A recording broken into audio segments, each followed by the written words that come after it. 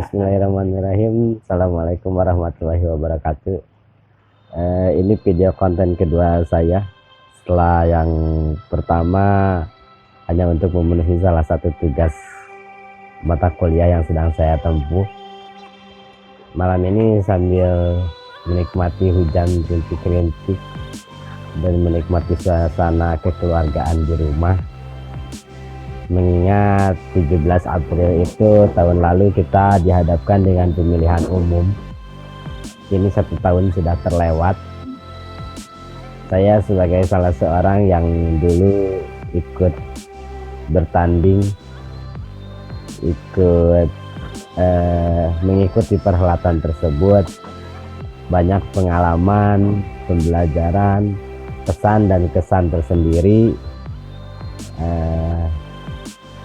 Dulu ikut perhelatan di Dapil 5 Kabupaten Bandung, yang tentu niatnya untuk mengabdi, membela kita semua. Ucapan terima kasih sekali lagi saya sampaikan kepada kawan-kawan, rekan-rekan, keluarga, dan semua pihak yang telah ikut membantu berjuang bersama-sama meraih kepercayaan masyarakat. Walaupun hasilnya Allah belum menakdirkan kita, tetapi jangan menjadi putus asa dan putus harapan.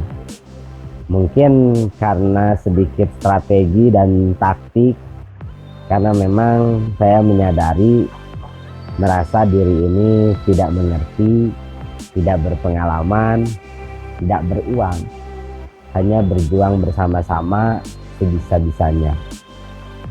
Tapi tidak boleh menjadi pesimis, harus optimis, memperbaiki semuanya untuk pemilu di tahun yang akan datang. Belajar dari pengetahuan, belajar dari pengalaman. Hari ini tepat 1 tahun pemilu 17 April. Telah terpilih wakil-wakil rakyat yang mewakili daerahnya dengan membawa harapan-harapan rakyat, dengan kantor yang jelas, program kerja yang nyata, didukung operasional yang ada. Semuanya tinggal diaplikasikan dengan prinsip keadilan. Namun realita pahit sedang dihadapi bangsa ini sekarang. Tidak memandang siapapun, ternyata pandemi COVID-19 membuat semua orang terdiam, bingung entah apa yang harus dikerjakan. Perusahaan ditutup, perdagangan dibatasi, pekerjaan atau kegiatan-kegiatan yang melibatkan banyak orang untuk berkumpul itu dianjurkan berhenti. Malah biasanya sekalipun tidak pemilu, di tempat ini yang saya duduki biasanya beramai orang-orang. Namun mungkin karena anjuran pemerintah, saya pun mentaati anjuran itu untuk social distancing terlebih dahulu. Tapi untuk mereka yang serba ada dan berkecukupan, tidak masalah. Tapi untuk mereka yang kekurangan, hanya mengandalkan aktivitas di luar untuk mendapatkan pemasukan dengan pekerjaan yang masih ada, dokter, perawat, dan lain sebagainya, tetap hati-hati, jaga kesehatan, patuhi aturan pemerintah, memakai masker, cuci tangan, jaga jarak dengan sesama. Karena COVID-19 itu memang terlihat tidak nampak, tapi ada. Rakyat Indonesia saat ini sedang mengharapkan perkembangan ke arah kemajuan yang mengarah kepada peningkatan kesejahteraan rakyat. Pemerintah dan wakil-wakil rakyat yang terpilih 1 tahun lalu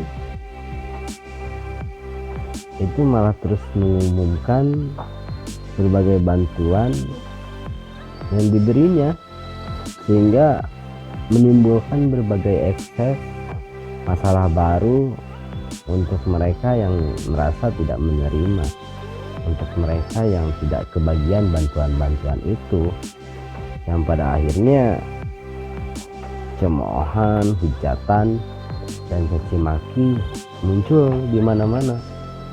Yang paling sering didengar dan saya baca itu terutama di media sosial. Di media sosial memang seolah semuanya tampak bebas mengungkapkan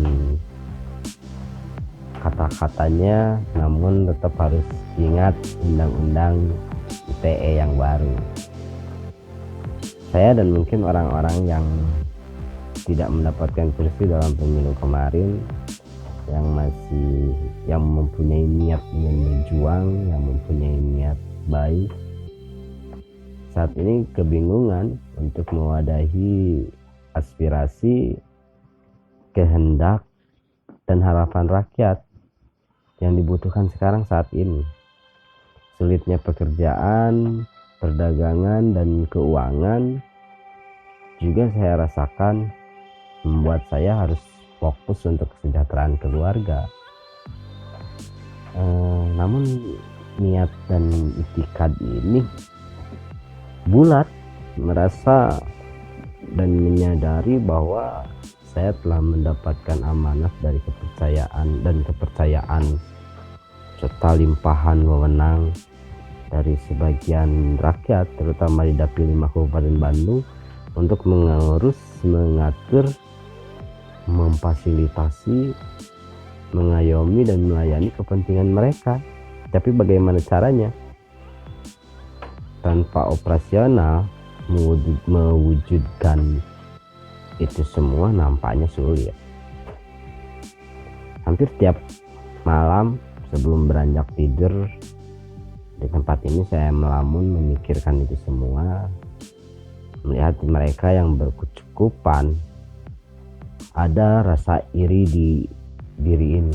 Kenapa tidak saya untuk membantu saudara-saudara saya yang menghujat, mencaci maki pemerintahan dan wakil rakyat karena tidak mendapatkan bantuan, untuk membantu mereka dan orang-orang yang tidak mendapatkan kebagian supaya tercipta keadilan, karena dampak dari pandemi COVID-19 ini hampir merata ke semuanya.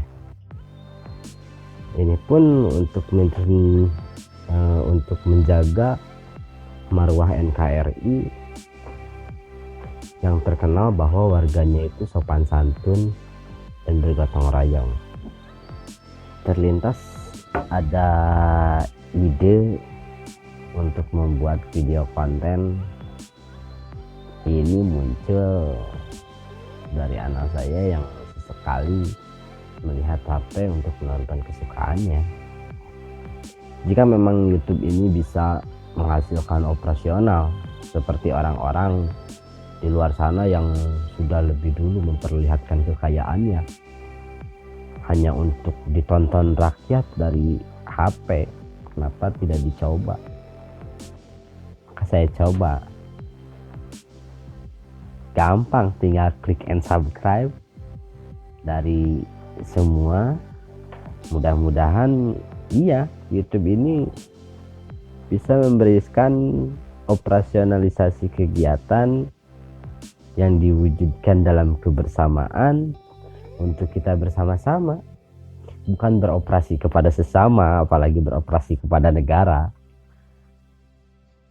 Sekalipun ya memang harus sabar, harus belajar, harus tenang, karena ini baru video kedua, masih 0 subscriber, ataupun kalau ada, terakhir saya lihat itu 30 subscriber yang mereka lihat dari video pertama kemarin yang saya buat hanya untuk memenuhi salah satu tugas mata kuliah yang sedang saya tempuh. Tentu ini dibarengi karena saya memiliki visi misi yang mewadahi aspirasi dan kondisi khususnya warga Kabupaten Bandung serta selaras dengan visi misi pemerintahan daerah Kabupaten Bandung yang religius, kultural, dan berwawasan lingkungan. Dan nanti pada akhirnya, pada gilirannya akan sampai pada suatu muara kehidupan masyarakat Jawa Barat yang repeh rapih kertara harja. Visi misinya barangkali nanti di video berikutnya, karena malam ini hanya menceritakan pengalaman saya ketika pemilu 2019, juga rasa keprihatinan terhadap pandemi COVID-19. Namun ini pun tanpa melangkahi pemerintahan, tanpa melangkahi wakil-wakil rakyat yang ada, dan mungkin tanpa aturan administrasi pemerintahan yang bisa saja administrasi itu menjadi alasan kenapa mereka memilih sebagian orang untuk diberikan bantuan. Maka untuk kesejahteraan rakyat dalam hal yang sama, mari kita bekerja sama. Dalam hal yang berbeda, mari kita sama-sama bekerja. Mudah-mudahan saya bisa. Mohon bantuan, tinggal klik and subscribe. Semoga semua menjadi kenyataan. Namun jika semua ini hanya janji-janji, kalian bisa dislike, bisa di-subscribe kembali, bahkan dilaporkan supaya YouTube-nya itu ditutup saja. Sekali lagi, hanya ini untuk kebersamaan kita, operasional kita bersama. Terima kasih. Wassalamualaikum warahmatullahi wabarakatuh.